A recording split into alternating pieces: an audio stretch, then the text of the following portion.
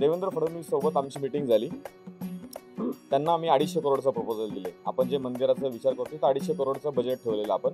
आणि त्यांनी आणि आपली अदानीचे बिझनेसमॅन आहेत त्यांच्यासोबत मीटिंग झाली. ज्यावेळेस देवेंद्र फडणवीसांनी अदानींना सांगितलं की हा विठ्ठलाचं मंदिर लंडनला युकेला आपल्याला बांधायचं आहे. आपलं दुर्दैव समजूया असं की अदानींना विठ्ठलाबद्दल जास्त माहिती नव्हती. म्हणजे अदानी मुंबईमध्ये राहत असून, कारण गुजराती असल्यामुळे त्यांचं कृष्णाकडे जास्त वळ. तर मला असं वाटतं की कुठेतरी आपण मराठी माणसांनी किंवा विठ्ठल भक्तांनी एकत्र येऊन आपल्या पांडुरंगाचा प्रचार करणं गरजेचं आहे. आणि त्याचं एक छोटंसं एक उपक्रम म्हणून ही वारी आहे.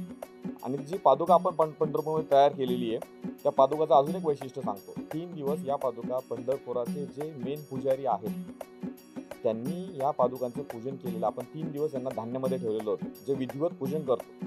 जे आपण म्हणतो की एखादं पांडुरंगाचा त्यात आत्मा आलेला आहे, त्याच्यासाठी लागणाऱ्या सर्व गोष्टी केलेल्या. आणि परवा पंढरपूरमध्ये पंढरपूर समितीने, तुम्ही बातम्यांना वगैरे पाहिलेलं असेल, पंढरपूर समितीने कुठल्याही एका परकीय संस्थानासाठी असा उत्सव केलेला नाहीये. तुमच्यापैकी कोणी तिथे आले होते, सभा मंडपामध्ये आपली शासकीय पूजा झाली, गाभाऱ्यामध्ये पांडुरंगाच्या चरणाला स्पर्श करून आलेल्या पादुका आहेत.